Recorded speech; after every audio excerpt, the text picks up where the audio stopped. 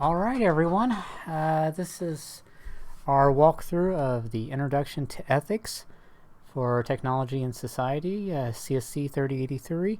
It's my second go at doing this. Obviously, I'm a computer scientist and not a philosopher, so I do come at this particular discussion from more of a layperson's view than that of a practiced academic. So, and I want you to try to take the theories that we're going to discuss in this chapter from the standpoint of using them in a practical way, right? And we talked a little bit about this in the course introduction about being able to learn some techniques for being able to persuade groups with sort of logical, sound, rational thinking, and being able to use these techniques to persuade folks, right, who may not share your underlying, political or even faith-based beliefs. So what we're going to do is we're going to introduce a little bit about ethics itself, and then we're going to look at 9 ethical theories. 4 of them are what this particular author, Michael Quinn, considers to be unworkable, and the last 5 are considered to be workable because they derive from sort of this rational, sound process that can be used to persuade folks from different backgrounds, right? And then we'll compare some of these workable ethical theories, and then we'll look at the morality of breaking the law. Because under some ethical frameworks, there is a case to be made for breaking the law in some cases, right? And the example that's often cited in this book is those of when blacks were dealing with segregation in various parts of this country a number of decades ago. They staged, sit-ins and various other forms of nonviolent demonstrations to advocate for the end of segregation laws, right?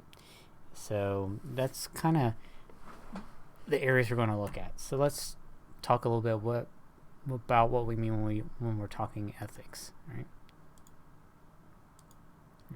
So we all live in communities, right? And the author puts this little picture of London, England from nighttime space. We could look at a lot of other very interesting satellite images of how lit up the world is, from a nighttime perspective. We really are all we are all connected, right?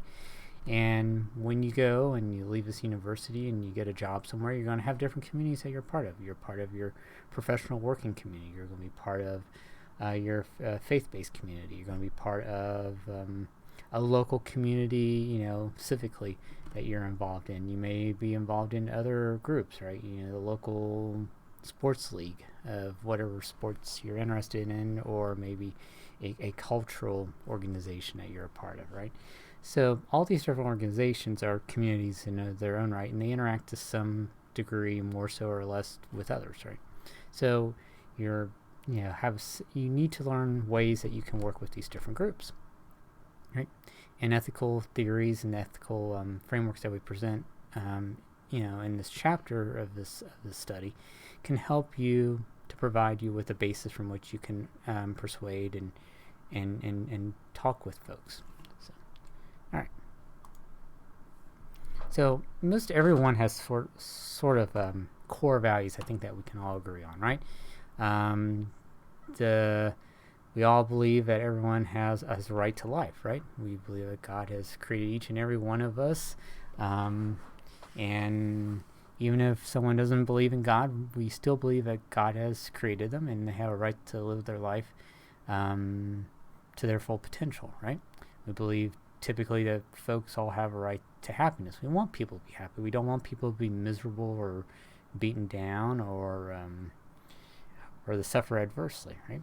And we all believe that people have the right to accomplish their goals.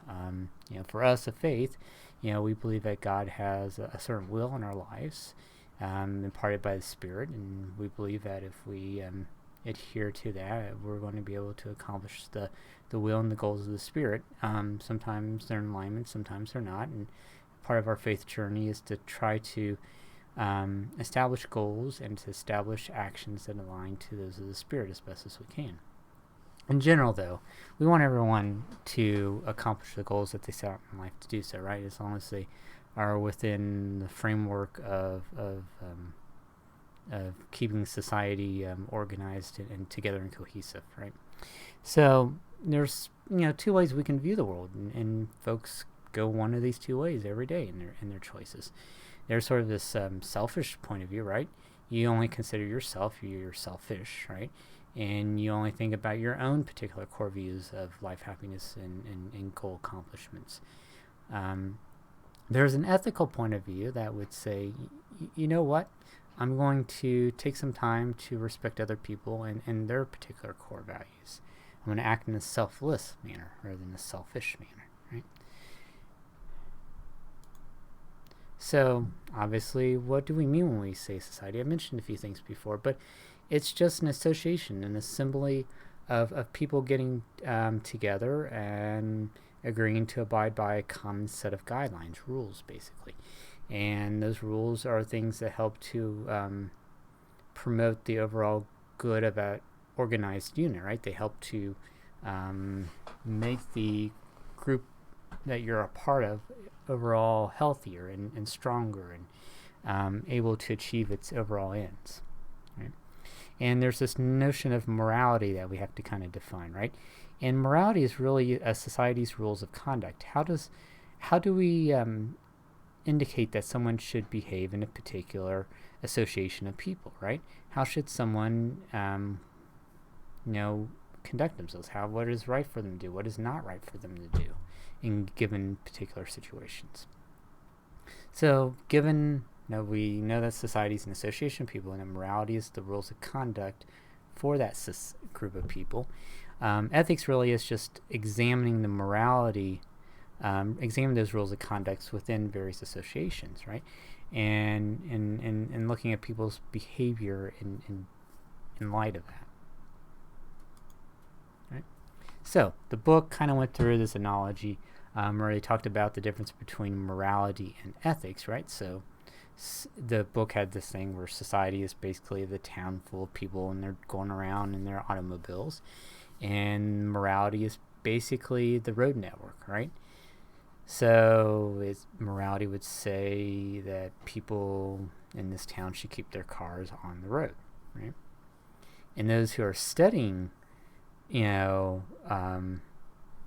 morality of the society, people who are engaged in the study of ethics are the people in the balloons, right? They're the people, as the author kind of awkwardly put, do ethics. And basically, in that case, they're sort of like the observers, right? Because they're in the balloon, they're overseeing the town full of people driving their cars and stuff. And those people doing ethics can determine whether people are staying on the roads, right? They're evaluating the road works, the morality, right? And the quality of the entire road network, the moral system, right?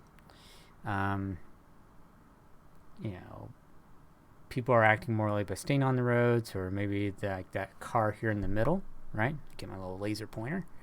This person is acting immorally versus those people that are staying on the road network that is moral, are acting morally. And maybe a good moral framework is that we have these nice square roads and they're kind of laid out in a nice grid pattern, right? So people have to stay on them to be moral. So, and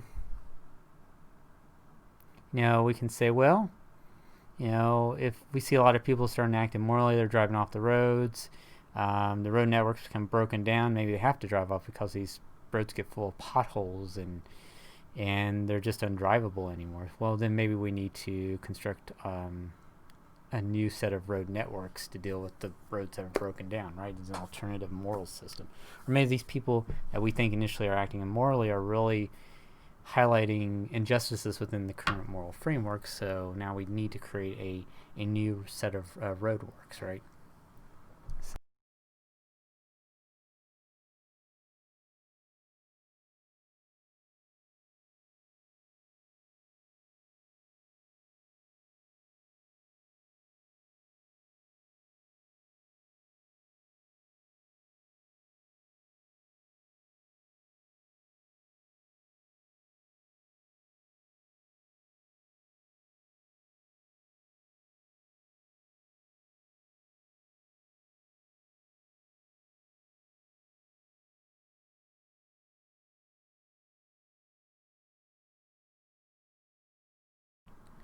So you may be asking yourself, why should I, as a future software engineer, or why should I, as a future IT administrator, or why should I, as a software architect, concern myself with ethics?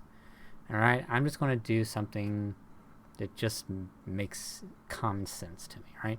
I'm going to do whatever is common sense. I'm going to do whatever I think is the right thing to do. Well, ethics can help us to figure out what is the best thing to do using rational, sound, logical processes, right? It can help us to, as we're creating new technologies, as we're utilizing new technologies, and we're combining those new technologies in sort of novel ways with one another, we may need to go beyond the common wisdom that may exist in society about how to deal with the novel situations brought about by new technologies, right? So ethics gives us this opportunity to study the conclusions we're trying to advocate for, the positions that we're trying to state in sort of a sound manner. We use facts, we use logic, we use shared values, right? We focus on people's sort of voluntary moral choices, right? What should we do? What should we not do in a given situation? And we really want to focus throughout the remainder of this course on those ethical frameworks that are workable, right? So when we have an explanation for why we should do something or why we shouldn't do something, we want to be able to persuade those who may not support a particular course of action, but yet might be open-minded to supporting your particular course of action, right? If we can present them with a sort of sound, reasoned, argument for why we advocate for something, right? Here's this current situation. Here are the facts surrounding the situation.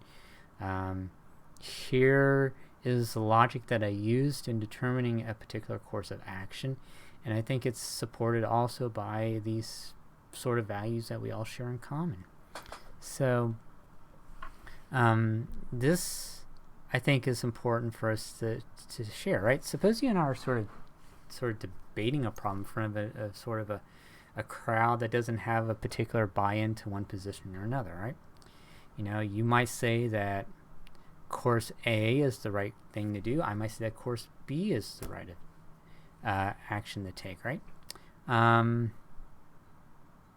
I might say, well, why do you think taking course A is the right thing to do? Well, you can't say why course A is the best course of action using sort of logical, sound arguments. You're not going to persuade the rest of the people at that table. Or on the other hand, if you can say why course A is the best course of action, with sort of just using logic and rational explanations and a lot of good solid facts, then you're going to persuade them. You're going to say that this is why we should do it, and my course B of action isn't going to really resonate with anyone. So basically, the author's going to get into some unworkable ethical frameworks here, because you can't rationally reason from them in a sound manner, and that's his position, right? You may not agree with everything the author has to say in these next few arguments, but I hope you will try to at least understand the author's position, right? So the first of these sort of unworkable ethical theories that he gets into is subjective relativism, right? So basically, in subjective relativism, there are no universal standards of right or wrong, right? I can say, this course of action is right. You can say, nope, that same course of action is wrong. We could both be correct. It's all okay, right? I get to decide what's right for me. You can decide what's right for you. I could say what you think is right is wrong. It's all good. Right? Doesn't really matter, right? So the hope is with subjective relativism is that we can all be well-meaning, we can be intelligent about things, We can kind of disagree on the moral issues, right? You know, and we all kind of think that ethical debates are sort of disagreeable, pointless. We just go around in circles. We're never going to really reach any conclusion, so we might as well just all say what we think is right. And then we just base our actions based on that, and however things fall out, they fall out. All right? However, the case against doing that is that you blur the line. There's constant blurrings of the line by what you think is right or wrong to do, depending on the point of time you're at and what's been happening to you and how others affect you. And it's just a sense of anarchy, right? It's just almost what feels good in the moment, right? What feels good to you, what feels good to me, is what's the right thing to do or the wrong thing to do, right? And subjective relativism and tolerance are two different things, right? Tolerance is not saying whatever you say is right. No, some positions that someone else hold are definitely wrong, right? Tolerance is more about being empathetic to another person's position and state in life, right? It's being able to imagine yourself walking a mile in that person's shoes and understanding the biases that may exist in yourself, right? And then being able to make decisions based on that level of empathy and understanding and your personal biases, right? And then hopefully the other person can do the same thing, right? And then you can go forward on it. Subjective relativism is just saying, oh, yeah, you can say whatever's right or wrong. Doesn't really much matter to me. I'm going to say what's right or wrong too. It's all good, right? So, and sometimes, it's when you put yourself into a position of being empathetic towards another, you can say, well, something I may have said that was right really isn't right, all right, and I shouldn't expect someone else just to go along with an agreement saying that what I think is a particular right course of action is the right thing to do, right? And because of how convoluted subjective relativism is, it's not a workable ethical theory according to the author, right? Now, sort of in the same lines as subjective relativism, but at a larger scale, right, based on more of a group consensus, is cultural relativism, right? In this case, what is right and wrong depends upon the society's actual moral guidelines. What is right to do or what is wrong to do is based on because it's always been this way. We've always done it in a certain way, and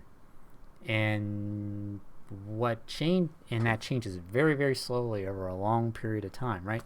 So long that people forget how it used to be, and now people say, "Well, this is the way it's always been," right? And forgetting what may have been in the past, right? And that's kind of where we are with cultural relativism, right? So different societies are going to have, under cultural relativism, a notion of what is right and wrong, right? And we would say in this ethical framework that it's arrogant for one society to judge another, right? Right? And in fact, right, you would say, if you're trying to support this, is that different social contexts demand different moral guidelines. How can we advocate or say that something is, if we live in an individualistic society, we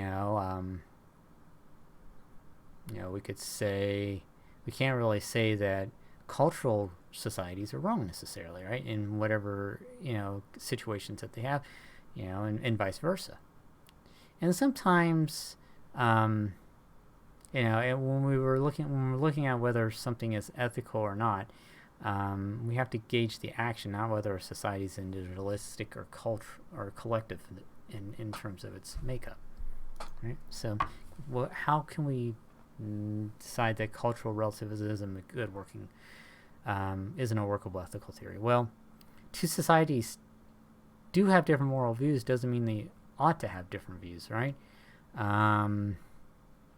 I think your textbook had made the case of, I don't know, ritual, human sacrifices, right? To influence the will of the gods or something like that, right? If we make the case that, we're in 21st century society, how could we judge what a 12th century society would have done, right? So, but in some cases, I think you can make the case that, killing someone in the 12th century, whether it's for a cultural a sacrifice to the gods then versus making that same sacrifice now, it's still killing someone. It's still wrong, right? So it doesn't explain how the moral guidelines are determined. We do something because that's the way it's always been, is cultural relativism, right? And what if there are no cultural norms? What if you live in a society where the norms are just constantly shifting all the time? And cultural relativism doesn't account for the evolution of moral guidelines, sort of the slippery slope argument of things, right? And it provides no way for cultures that are in conflict with one another, right? If you have two different cultures and they're using sort of a cultural relativistic framework with one another, well, each society is going to think that what they're doing is justified and that the other society is wrong or evil or doesn't really have a handle on what the right thing is to do. And so, well, we're going to show them the right way to do it. And we can make the case that there are certain core values that all societies share in common, right? That it is, at best, only directly based on reason, right? So because of that, it's not a workable ethical theory, according to the author, right?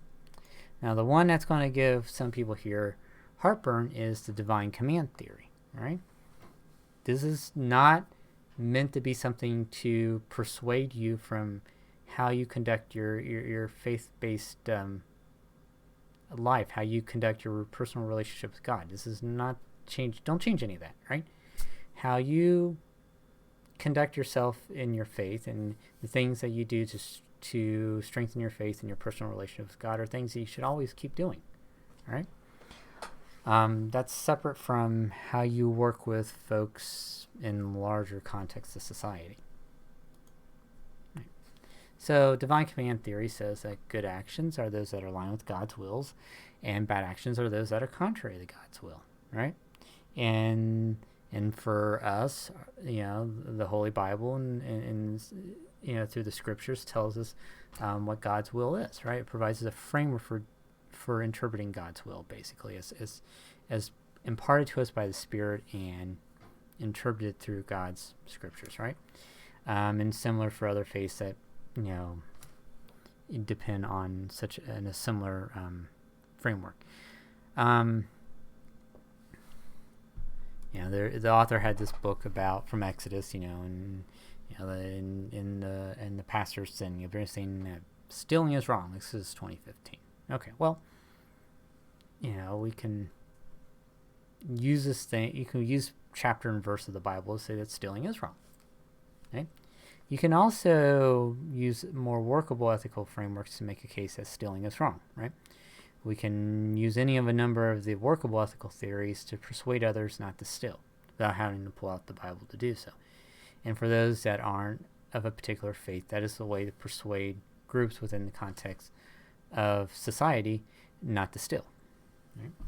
Now, you, as a Christian, may well accept Exodus 2015 as the final word on whether or not to conclude whether stealing is right or wrong, right? In this case, we conclude that it's wrong, and that's fine. That's fine for us. That's fine for those of us that are Christians and follow, follow that particular faith-based view. End of the argument for us, right? But we have to persuade others who aren't in larger context of society. Yeah. So, what is the case for it? If we were to use it, well, we owe obedience to our Creator. God created everything, right? He created the whole universe, everything in it. That's pretty awe-inspiring, right? And because we are just a part of that creation, we owe our Creator that due obedience, right? all-knowing, all-powerful, and all-present, right? And because of all that, he is the ultimate authority. And yes, again, we accept that from a faith-based perspective. Others may not buy into that, right? They may not subscribe to that particular philosophy. Right? So, what are the cases against the divine command theory?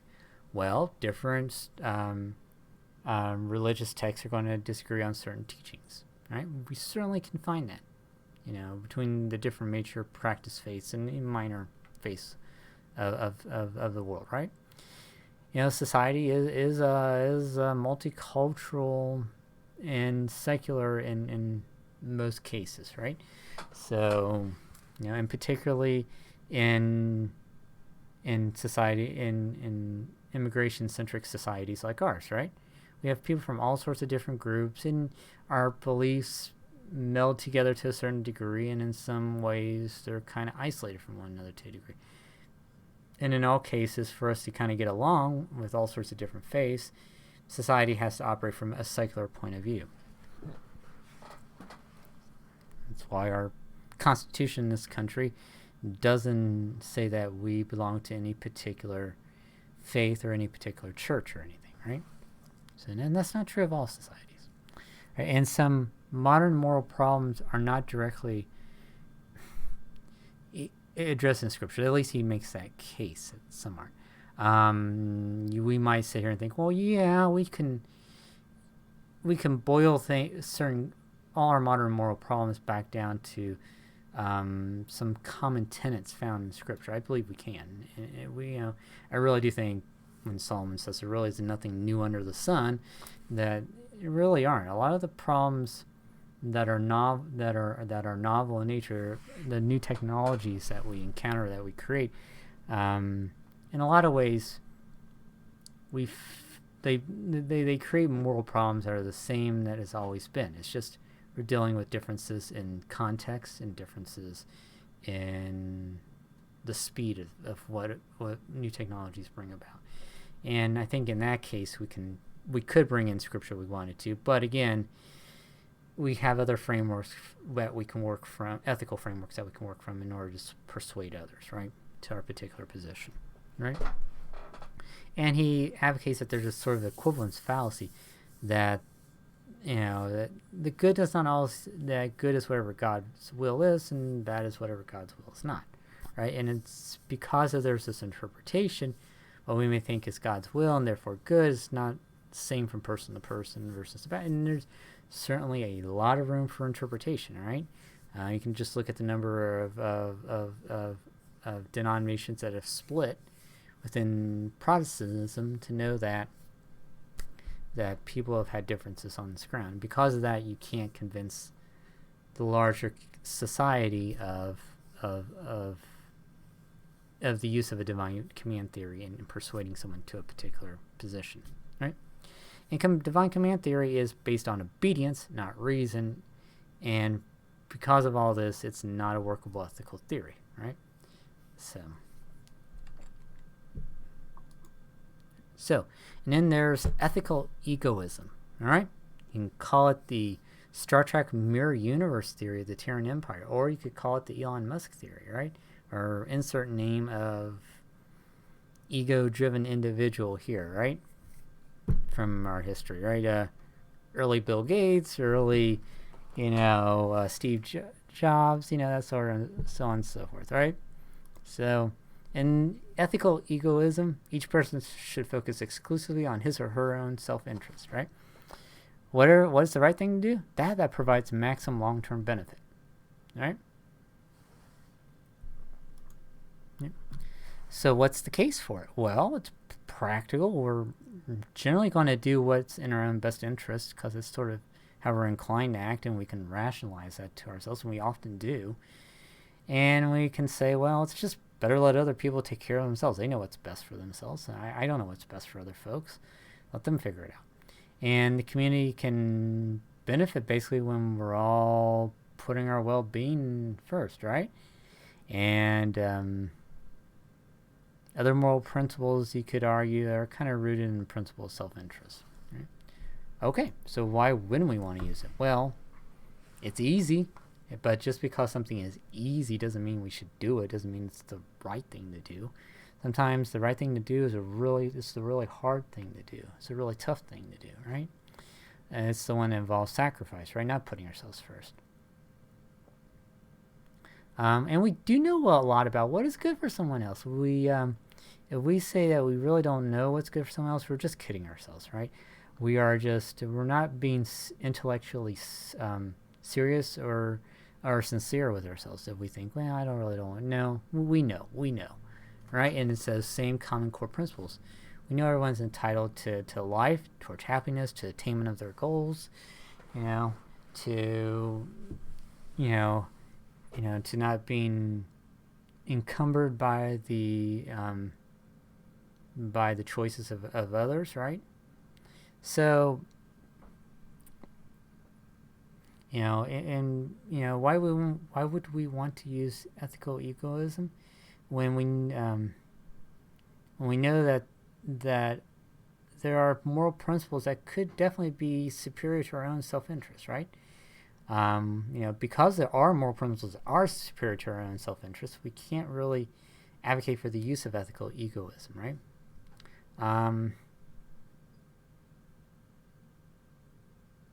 it is possible to consider the good of others, right? And, it's that thing, right? A lot of times we feel really good when we're able to give gifts to others, right? Some of the fun of the holidays is being able to give gifts to others, is to recognize what we know makes other people happy in doing that, right? Because we can make a difference, right? And instead of saying, well, I'll just go out and spend all my holiday funds on buying things for myself, gifts to myself, all the way through, right? And that may bring about a certain amount of happiness, but I think at the end of the day, it can feel a little hollow at times, right? So because of all this, the author contends it's not a workable ethical theory, and tend to agree with him on this one. So what are the workable ethical theories? Well, Kantianism is one of them, and hopefully I'm pronouncing that correctly, right? So the basic tenets here is that the goodwill is the desire to do the right thing, right? And he talks about Immanuel Kant in his writings a little bit. And the only thing in this world that is good without qualification is a goodwill, right? It's the only thing that can qualify without exception, right? And we should cultivate as a society the desire to do the right thing, right? Okay. And he has these two moral these sort of categorical imperatives, right? The first one's really hard to understand, it's very academic. The second one, I think, is much more practical. So let's take a look at these two. So his first categorical imperative for Kantian is that you only act from moral rules that you can, at the same time, will to be universal moral law. So you should only take a course of action whereby you can form a rule from it that everyone in society must follow, and it would be able to be followed to everyone's benefit, right? Right? So, and the author goes into the situation. So, can a person in dire straits make a promise with the intention of breaking it later? So the proposed rule would be, I may make promises with the intention of later breaking them. Well, person in trouble wants his promise to believe so he can get what he needs. So if you universalize it, everyone can make and break promises, right? Because it gets us out of that sort of dire straits situation, right? I can make a promise, I can break it later on, right? It gets me out of the short term sticky situation, right? And in the long term, just kind of break it, and it's all okay. But it's flawed. But because it's flawed, if everyone were to believe that, everyone would be breaking rules. No one could believe that someone was sincerely making a promise, right? If everyone just broke the promises later. So with this formulation, it's not ethical to make a promise that you're going to later break just to get out of a sticky situation, right? So, question, can I make a promise with the intention of breaking it later, right? I want my false promise to be believed, right? I want everyone accept myself to be truthful at the time, right, is what you're hoping, right? Because, yeah, I can go ahead and break my promise, but I need everyone else to hold out on their promises so that they'll believe my promise as well, even though I'm going to break it, right? So there's a contradiction, right? I'm sitting here, I'm thinking, okay, I can just make this little promise, and hopefully the person will believe it because everyone else keeps their promises. But I'll break my promise just this one time. Because of that contradiction, you can't then advocate that breaking promises is an ethical thing to do. Right? And a nice way, like I mentioned earlier, is to be kind of empathetic, right? We're talking about some of those unworkable ethical theories, unworkable ethical theories. I said, well, think about being in that other person's shoes, right? Walk a mile in that person's shoes. What would you do if that person was doing that same thing to you? So imagine, instead of you being the person making and breaking that promise, imagine what happens if you're that other person that promise is made to and then broken. How do you feel? How do you feel when someone says, oh yeah, I'll come by, and I'll visit you next week? Just so they don't have to meet with you right now, right? They're trying to maybe avoid a hard conversation. You want to have that hard conversation with that person. In that other role, you're thinking, I don't want to have a hard conversation. I'll just say we'll do it next week and not really do it. Well, think about if you're that other person that really wants to have that heart-to-heart conversation. Person says, well, we'll have that next week. And you're like, okay, good. We're going to have that next week. Good. We can finally get this situation resolved. Next week comes and person doesn't talk about it, keeps avoiding you. Well, I thought they were going to deal with that hard conversation with me. I thought we could get this issue resolved. I feel really hurt. I feel, kind of betrayed by the whole situation. So now hopefully you can understand why breaking a promise wouldn't be a moral thing to do, right? So if you have that negative reaction in any situation, that probably tells you that your action violates that categorical imperative, right? So, right. Another way of looking at it as, and I think it's the easier way of doing it, is if I have to treat yourself and other people as ends in themselves. The second formulation of the categorical imperative basically says you need to act so that you treat yourself and other people as ends in themselves, never only as a means to an end, right? You don't walk on the backs of someone else to achieve a particular end. Here we can see that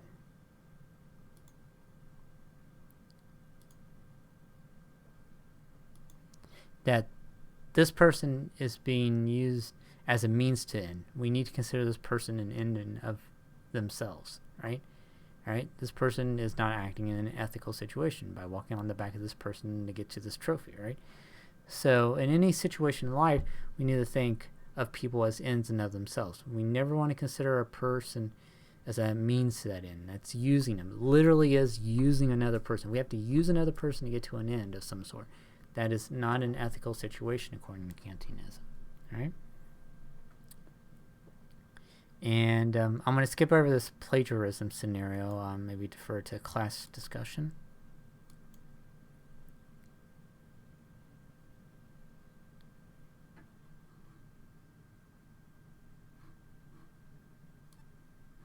So, the basic case for Kantianism is that it treats all persons as moral equals, right? So, if everyone is treated equally, right, it means that we are treating all people as rational, autonomous beings, right? And we have to hold everyone to the same standard because of that, right? And therefore that gives us sort of these universal moral guidelines to guide ourselves by, right? And then Kantianism has this notion of perfect and imperfect duties, and which are basically stating that, a perfect duty is a duty that you're obliged to fulfill all the time, without exception, like telling the truth. And perfect duty is something you're obligated to fulfill in general, but not in every instance, right? So helping others, right? Generally, our society says we don't have an obligation if we're not a first responder to help others, right? Because in some situations, helping others may put our own life in jeopardy, right? But we could choose to put our own life in jeopardy if we wanted to, but as a society, we're not obligated to do so.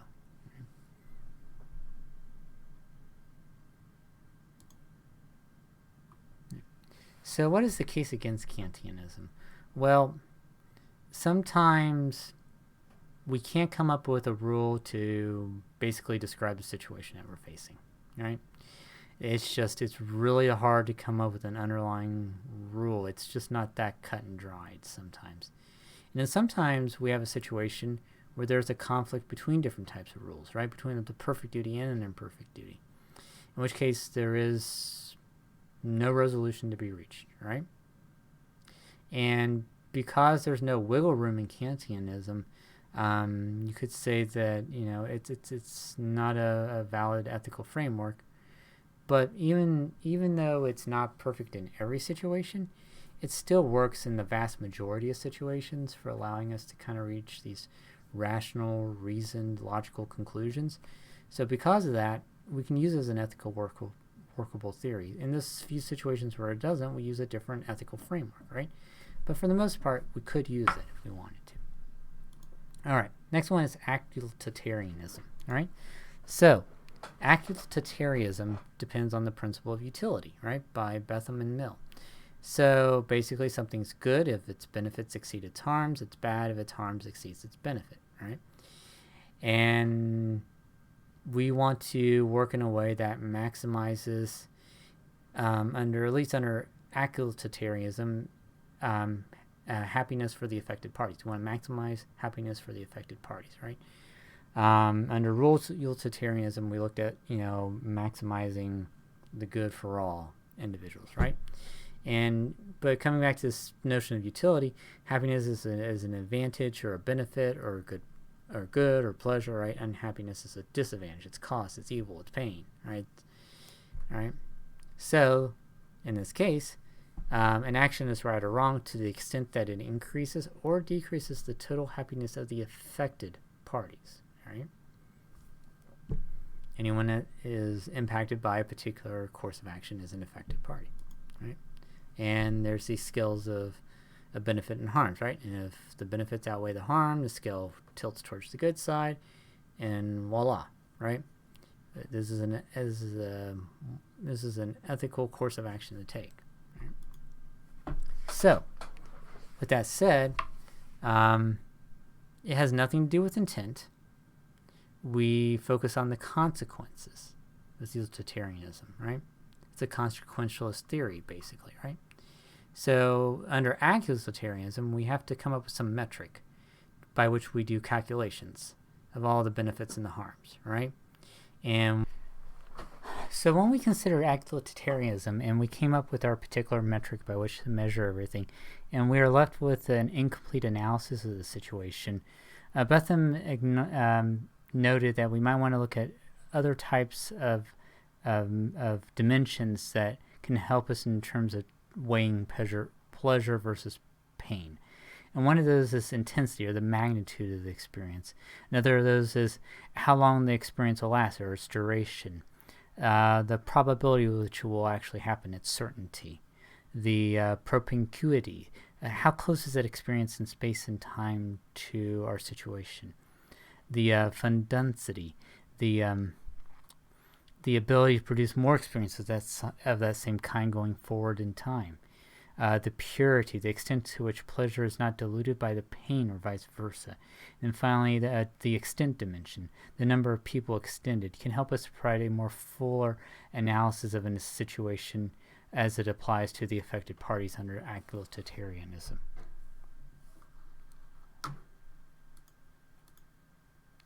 So, your book talks a little bit about this highway routing scenario, and it does a dollar and cents analysis of the situation. And if it comes up with more benefit to society than harm, then we go ahead with the roadwork situation. But it can't sometimes consider those other dimensions that we just discussed, in which case you might arrive at a different conclusion. So, something we can talk about more in our actual class sessions. All right, so the case for Act Utilitarianism is that it focuses on happiness. It's a practical ethical foundation, right? Because it establishes a metric and makes a very calculated set of measures. It is very comprehensive and takes a lot of time to do that. But it is worth the effort to do so, right? So why wouldn't you want to use it? Well, it's not always clear who to include in an analysis. It takes a lot of time and effort to do it. It avoids considering our sense of duty in a given situation.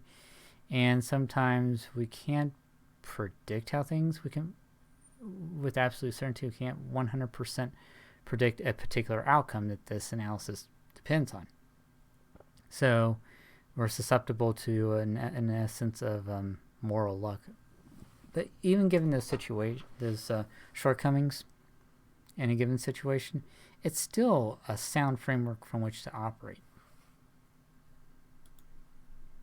So in Rule Utilitarianism, instead of looking at just happiness to the affected parties, we're going to establish a rule by which we can determine whether there is a positive effect from its utilization to the entirety of a given group, right? So we're going to look at the principle of utility to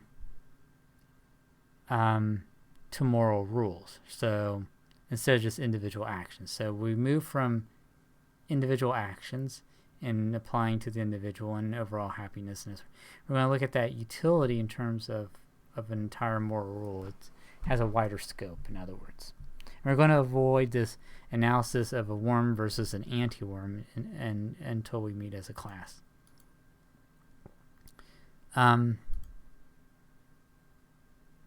So what's the case for rule utilitarianism? That not every moral decision requires performing utilitarian calculus.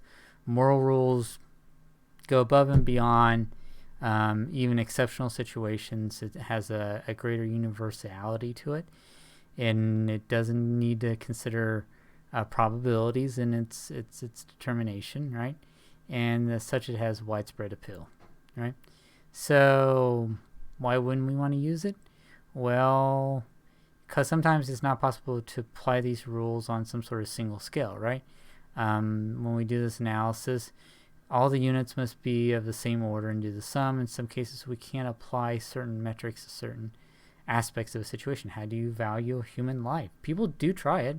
I mean, actuaries do it all the time, right, in order to come up with their life insurance rates. But some people find that pretty reprehensible. Utilitarianism kind of ignores this problem of an unjust distribution of good consequences, right? Sometimes benefits apply to people more so than others. And keep in mind, it doesn't mean the greatest good to the greatest number of individuals. That would require a principle of justice, and this is a much more sober analysis being applied to the situation. So, and what happens when there is a conflict with utility and justice, right? So, but given the shortcomings, it is a framework we can apply in situations, and it doesn't mean we can't apply multiple frameworks. And in some cases, we need to do that to arrive at a better consensus of a situation about what to do or not to do. Right. So, social contract theory is our next theory, and basically, by agreeing to be a part of society or arriving within a society, right, because we're part of the next generation, sort of implicitly accept that there's a set of rules that we're all going to abide by because I don't want others harming myself in some adverse way. So I agree to behave in a certain way and according to a certain set of rules because I believe that others aren't going to violate those rules and bring undue harm upon myself as well. So there's a respect for the rule of law. And Rousseau and his writings established this sort of basis for social contract theory, in that there is a larger government entity that will enforce these rules and will prevent bad actors from running amok in society. All right. So, and then there's later writings by James Rochelle's definition. So morality consists in a set of rules governing how people are to treat one another, that rational people will agree except for their own mutual benefit on the condition that others will follow those rules as well. So when we start thinking about the set of rules that should govern a particular society, and things that we are willing to agree to do or not to do because we expect the same in kind from others, we have to think about various types of rights. So a negative right is a right that you can guarantee by leaving the other person alone to exercise that right. So, for example, a right just to be left alone, right? The right to freedom of expression is a negative right. In order for you to have that right, all the others have to do is not interfere with your right to free expression. They have to just not keep you from being able to go out and shout from the street corner your view on a particular issue. A positive right is something that you are obligated to do on the behalf of others, right? For all of society, right? Like providing a public education for every citizen, right? You do that by paying tax dollars, right? Yeah, you may not personally benefit from that, but you are helping to provide that benefit for everyone else, so that as a society, we can have educated folks that are able to obtain gainful employment somewhere, so that they may be able to contribute positively to society and not find themselves reduced to stealing or other activities in order to survive. All right, and then there's this notion of absolute and limited rights. So an absolute right is a right that's guaranteed without exception, right? Such as life, right? Negative right of life is considered an absolute right. And there's other rights that are sort of limited, right? That positive right of an education is limited, right? So we give generally through our tax dollars, education up through the 12th grade in the United States, and then for the college years, we expect someone to pay their own. Now that's changing, right? We see some states that have passed legislation that is extending those rights into at least the first 2 years of college, or in some cases is providing, even a public education for all 4 undergraduate years in exchange for someone going out and doing some sort of civil service related contribution, like participating in some sort of nonprofit civic organization, right, for so many years, as a way to give back to society and promote its overall health, right? So, in that case, it's still a limited right, even if it's an expanded from what it has been. So positive rights tend to be more limited, right? Like that right to education. Negative rights tend to be more absolute, like the right to expression. So, and that kind of helps from a sort of, a social contract theory about, how do we, establish those ethical actions. And John Rawls' principles of justice is that, each person can claim a fully adequate number of basic rights and liberties, as long as those claims are consistent with everyone else having a claim to those rights and liberties, right? So, and then social and economic inequalities have to meet 2 criteria. Not that they can't exist; they can certainly exist, but these conditions have to be met for them to exist, right? That's basically how we allow our system of capitalism to work, for instance. Right? So they have to be associated with positions that everyone has a fair and equal opportunity to achieve, right? And be of greatest benefit to the least privileged member of society, the difference principle. So basically, everyone has to be given the same sort of starting position in life, right? We all have to have an equal chance of achieving, whatever we're capable of doing. There mustn't be any artificially placed barriers to our ability to achieving as much success as we are capable of achieving, based on our own willingness and effort to do so. If we have a seemingly unlimited potential and willingness to work towards that potential, then as long as society isn't putting artificial barriers in our way, we should be able to achieve that, right?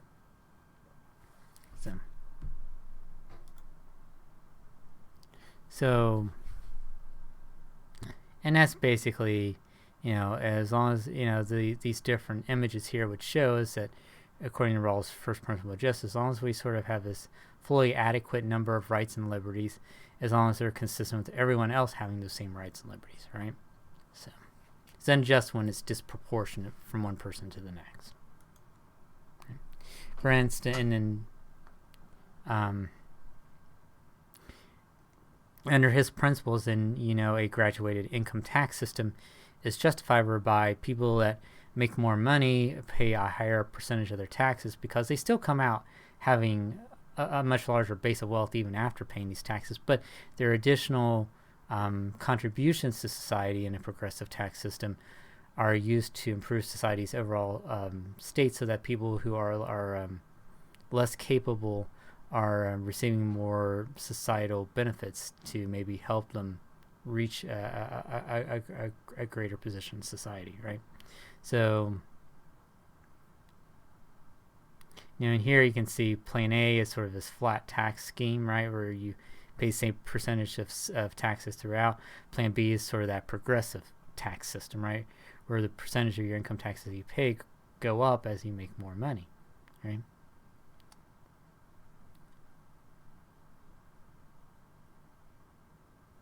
But Plan B, that inequality is justified because of the greatest benefit to the most disadvantaged individuals, right? He's saying that in a progressive tax system, if you apply that theory to a system, that people who are disadvantaged economically are going to benefit from the greater support from the state by providing additional services to help those individuals that are having a rough go at it. That's his theory, anyways. Yeah. So social contract theory is framed in within the context of rights, and people can identify with the notion of rights. Seems fair. Seems like no one's trying to take advantage of the situation, right? It's removing self-interest, right? And the book talks a little about the tragedy of the commons, right? Where if in not ancient times, but in past centuries, when there were common grazing areas, if certain people had certain types of livestock that were inclined to overgraze areas where everyone could bring their animals, and some people did that, well, then that reduces the benefit of that particular public area for other folks, right, that need access to it, right? So social contract theory provides sort of a clear analysis of sort of particular citizen or government problems, and in some cases when people fail to act accordingly, it provides a context in why it's okay to deprive individuals of their certain rights, because if we didn't have that rule of law, everyone would just feel free to do whatever they want, right? By having consequences for taking certain actions, right, that violate sort of the set of rules that everyone agrees to live by, then we can provide them with a disincentive to breaking the law, right? But it's not the case. Some cases we may want to break the rules, break the law, basically, because there are either society creates laws that are unjust, or we find the lack of enforcement of laws to be an unjust situation. So we will do things that are contrary to the law to bring about a morally right action in the long term.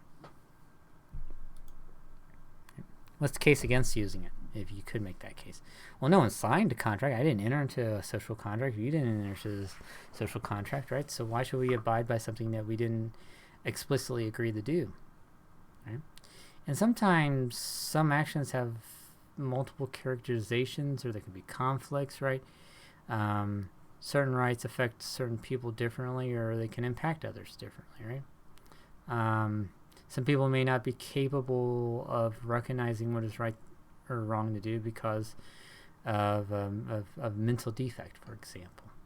So in that case, how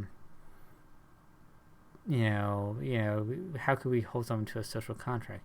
Well, or someone may have a drug addiction. How we as a society respond. In some cases, we will treat them criminally. In some cases, we'll provide them with treatments, right? So, but even despite those weaknesses in social contract theory, it is still involving the same sort of rational, sound, logical process when we use it to apply to a situation, because it's a rational process by which we use to judge a situation in terms of something's ethically correct to do or not. It's a workable theory. Right? It's just different in nature from the other Kantianism or Utilitarianism, right? But it's still another way of looking at a problem, right?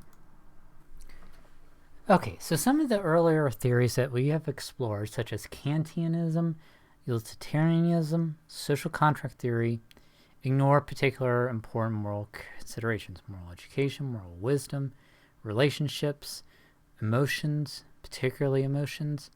And these are consideration, these ethical frameworks that we had talked about previously grew out of the Enlightenment, right? It was a different time. It was meant to be a period of time where we disconnected from our ancient roots and we tried to apply the more sound scientific reasoning processes that were growing in other areas of society to philosophy, right? Virtue ethics stretches all the way back to the ancients, to the Greeks, right? And in that case, we are considering that there are two kinds of virtues: intellectual virtues and moral virtues. So there's intellectual virtues that are associated with reasoning and truth. And then there are moral virtues, often called virtues of characters, right? That are basically mannerisms, habits, dispositions. And they become such through repetition, right? We become honest by always telling the truth. And the more we tell the truth, the more likely we are to continue telling the truth. And we become honest in that respect. All right? And then, so there's this notion of arte, or virtue, or excellence. We want to reach our highest possible potential. And Aristotle just basically stated that the path to true happiness is, in becoming the most that you can, is to live a life of virtue, to basically engage yourself in practices that make you a better individual, right? And make others regard you as a better individual, that you are contributing positively to society, that you're, quite frankly, not being a waste of space, right? So, there are basically, as I mentioned, two types of virtue, right? There's the intellectual virtues, virtues associated with reasoning and truth, and then there are moral virtues that are sort of those of character, such as honesty, courage, sincerity, that sort of thing. And the way you become more virtuous is by practice, by just engaging in activities that develop those characteristics. And you may be initially motivated to do some of these activities out of some sort of external or extrinsic motivation, right? But eventually you do it enough and it becomes intrinsic, right? You want to do it just because it's the right thing to do, because it is a part of who you have become. Okay. So by doing the right thing repeatedly, it becomes a habit, right? If you engage in regularly bring, food items, or, to feed the hungry, then, you do it once, maybe because you can be entered into a contest to win a gift card or something like that. I don't know. And you do enough of those contests. Well, maybe one time you think, I'll just go and bring a few things down to the local pantry. I know there isn't a promotion going on, but I really feel like it. I have some of these other foods laying around, and they're just going to go to waste if I don't use them. So I should have. I'll just bring down. Maybe someone else can get some use out of. That'll just become ingrained in you. And, you'll wouldn't feel right to let those food items go to waste. Right. So pretty much, a right action is an action that a virtuous person acting in character would do in the same circumstances, time in, day in, and day out. Right? They would do this action if no one was watching them. Right? And often, a lot of times, how we act on camera is different than how we would act in private. And a lot of times, if someone could always see how we act in private, probably be a reflection of how we are. So if we do virtuous things when no one's looking at us all the time, then whether we're on camera or not, or in what situation, we're just going to act in virtuous. We're going to act at the highest levels, right? And not going to need some sort of extra motivation for us to act in a particular way. Okay? And then vices are sort of the opposite of virtues, right? So there's something that prevents us from acting in a virtuous way. It keeps us from realizing our full potential, our best form of ourselves. Right?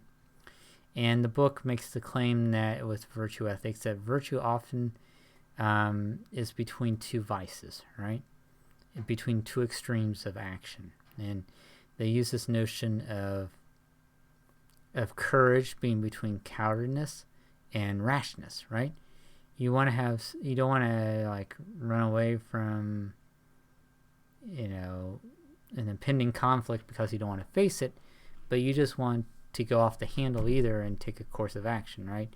That's where courage is, right? It's between the two extremes of cowardice and rashness. And likewise, generosity is between the two extremes of stinginess and prodigality, right? I can't really say it.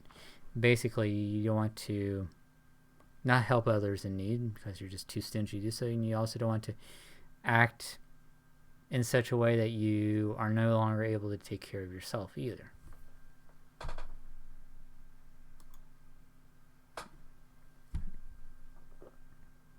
So what's the case for virtue ethics? Well, it often makes more sense to focus on virtues and obligations, rights or consequences, because it's about the individual becoming a better person. If everyone focuses on positive characteristics of themselves that improve their situation in life, then what we're talking about acting, improving our positive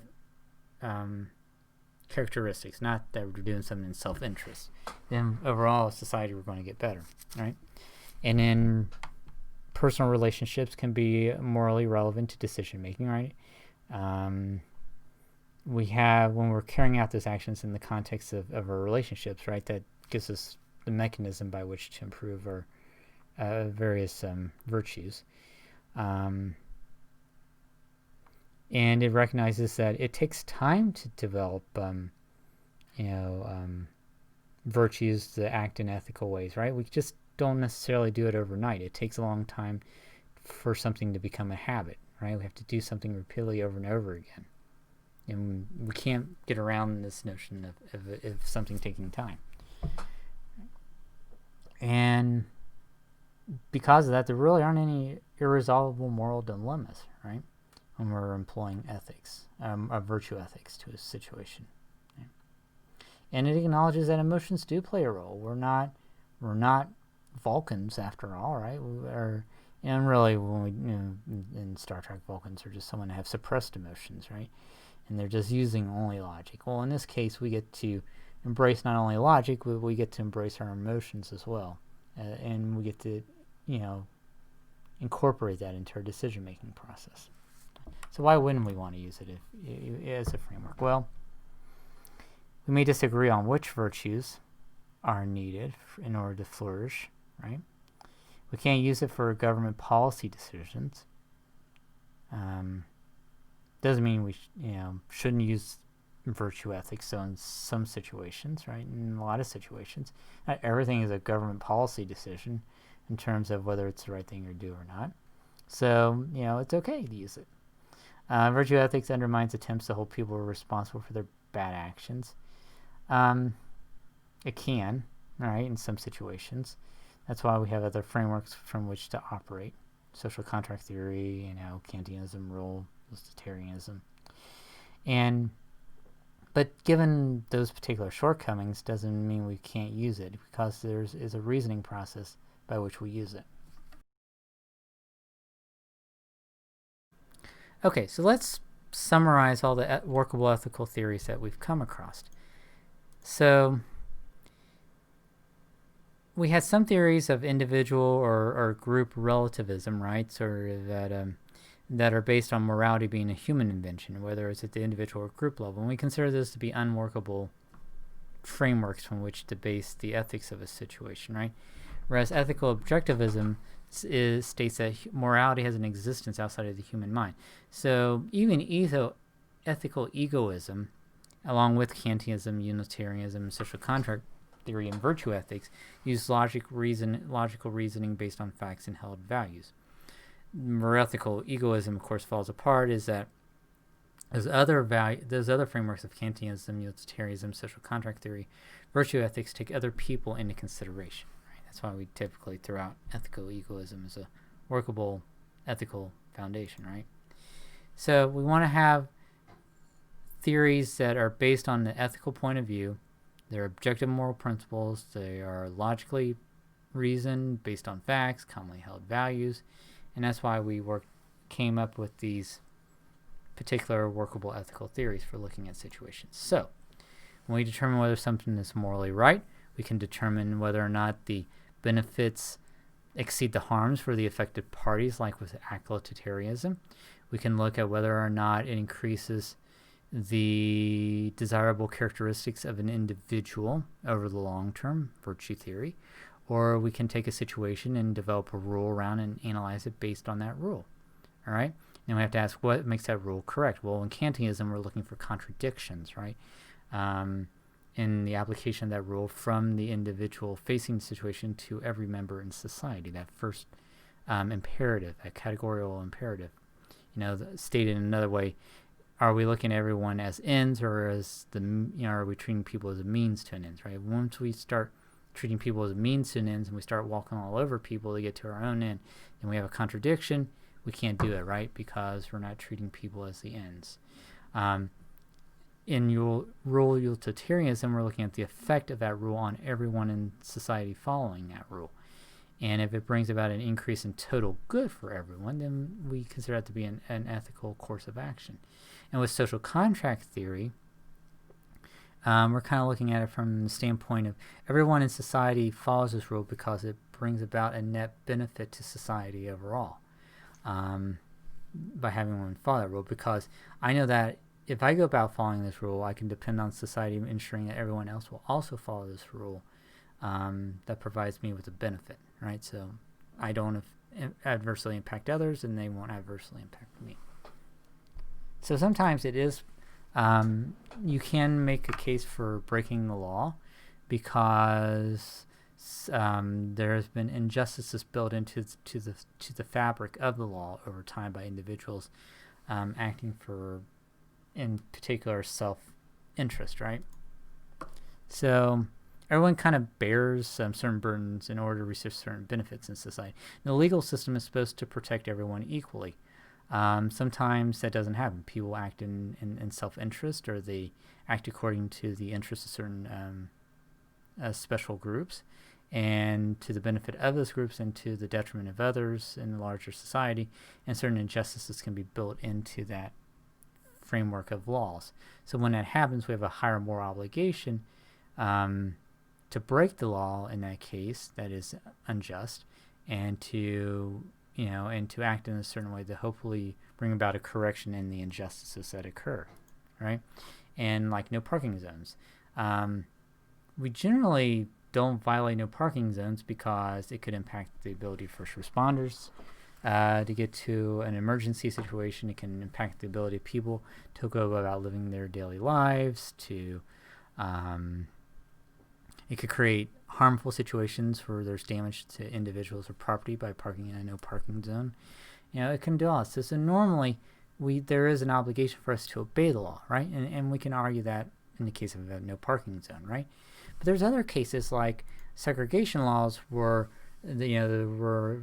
where its incorporation to the legal framework harmed blacks, and internment camps back in World War II harmed Asian Americans, right, that were citizens, but they were kept interned because they thought they might be unloyal to our government, and just blanket cover, have Asian Americans all in internment camps, right?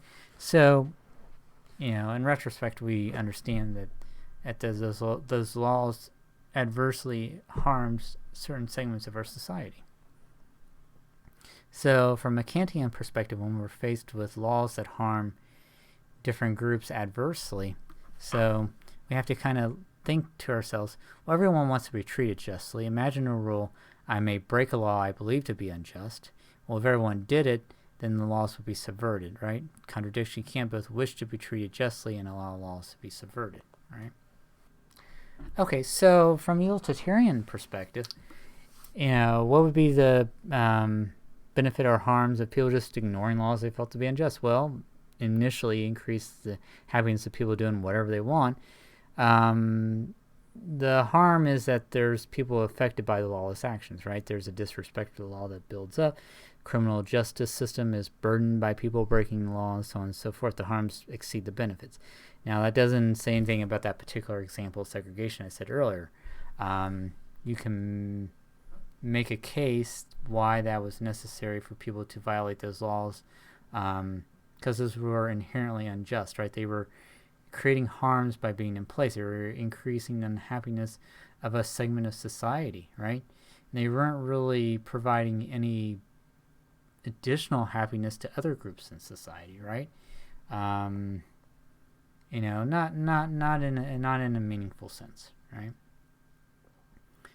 People were just being locked out from entire areas of society, right, by having segregation laws in place. So harms in that case were greater. The harms of following the that were imposed by the segregation laws were greater than any benefits that it could really provide. So, okay. And then from an Act Utilitarian perspective, you can imagine situations where it's possible to come up with situations where there's benefits exceeding the harms from a dollar and cents standpoint, right? You could have said for the segregation laws that there was that by not allowing people to participate by going into certain restrooms or by being able to go into certain restaurants or other establishments on an equal footing, you were actually diminishing economic activities that were taken into place. You're denying tax revenues to the government, all sorts of things by just denying a certain group equal participation in all areas of society. So people recognizing this thought, well, we should be breaking the law to bring about a change. So in that case, you could argue from a dollar and cent standpoint that segregation laws were not ethical, right? And then, of course, the author gives a case of a CD situation of copying a CD and giving it to a friend that wouldn't otherwise purchase a CD. So, all right. So just to summarize everything, Kantianism says that every person is equally valuable and that when you interact with people, you should always respect them as rational beings. You should always consider people as ends, not a means to an end. All right? So you formulate your rule based on how it impacts every individual in society. You look for those contradictions. Right? Utilitarianism says we just develop some sort of metrics by which to judge the consequences of an action for deciding whether it's right or wrong. Social contract theory says in order for society to not break down, there's certain rules that we should follow and other things that we shouldn't do in order to respect life and liberty and property, among other rights. And obviously those rights have changed over time. You could maybe add privacy into that nowadays. And virtue ethics would say that there are certain desirable characteristics in all individuals that we want to promote and develop over time, and we want to do the right thing at the right time in the right way. So you can consider duties and rights and consequences and virtues when making moral decisions, right? And you have to decide at the end of the day, what kind of person do I want to be? What kind of world do I want to live in?